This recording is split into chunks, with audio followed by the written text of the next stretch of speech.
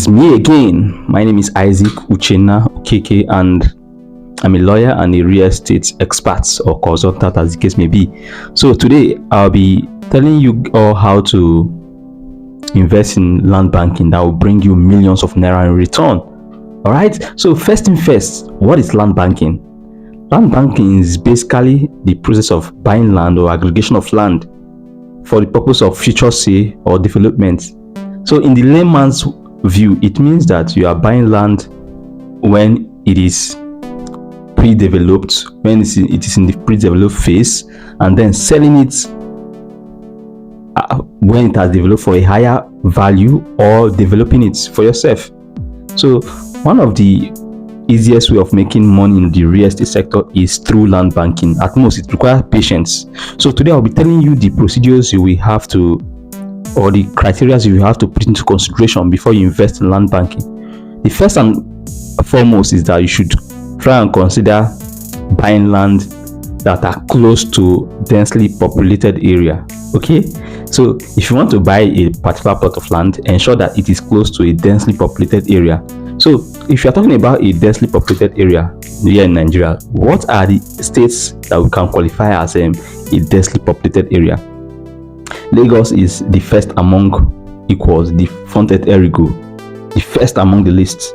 Okay, then we can start talking about Abuja and then probably Port Harcourt.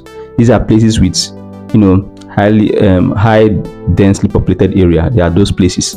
Now in Lagos, where are the places one can eventually do land banking in? Since I've said that one of the things you have to watch out for in land banking is to buy land in places that is close to densely populated area. So in Lagos, for instance, you may want to consider places like Ibeju-Lekki, Epe, Ketu-Epe. You may want to consider places like Iduroko, Otan, Badagry, even that Badagry Lagos Ibadan Expressway. You may want to consider those places. Okay, these are places that are close to highly populated area. Okay, so now why this is important is that at a time the populated areas like Lekki, Ikeja, they all get filled up, and people may want to relocate from those places to places that are close by which are not that populated. It could be because of to ease up the high rate of occupancy there, or it could be because they cherish their serenity and they just like a quiet and peaceful place.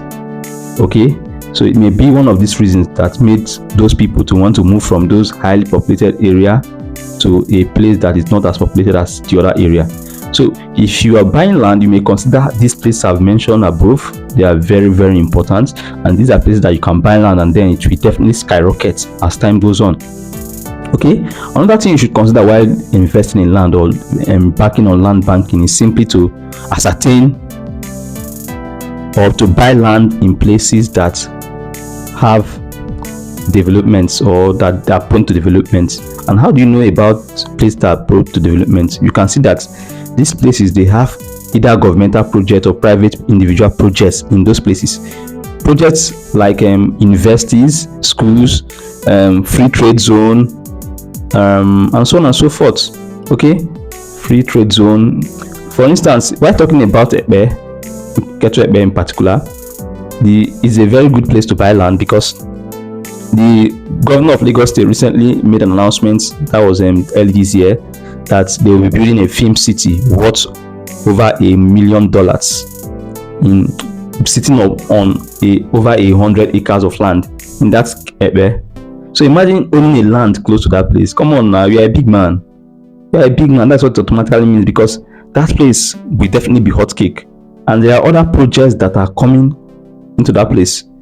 Okay, even if it takes time, it doesn't matter, provided you own a land there.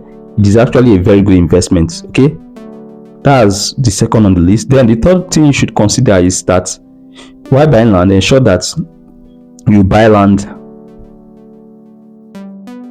you do a rigorous research before buying land. You should have a mentor. Okay, you have a mentor. You don't just go about buying land. Have a mentor. Have someone that have shown you proven results. Okay, don't buy land when you don't have a mentor. a mentor will be the one you can actually go to educate you about those lands, to know if those lands are really good or genuine.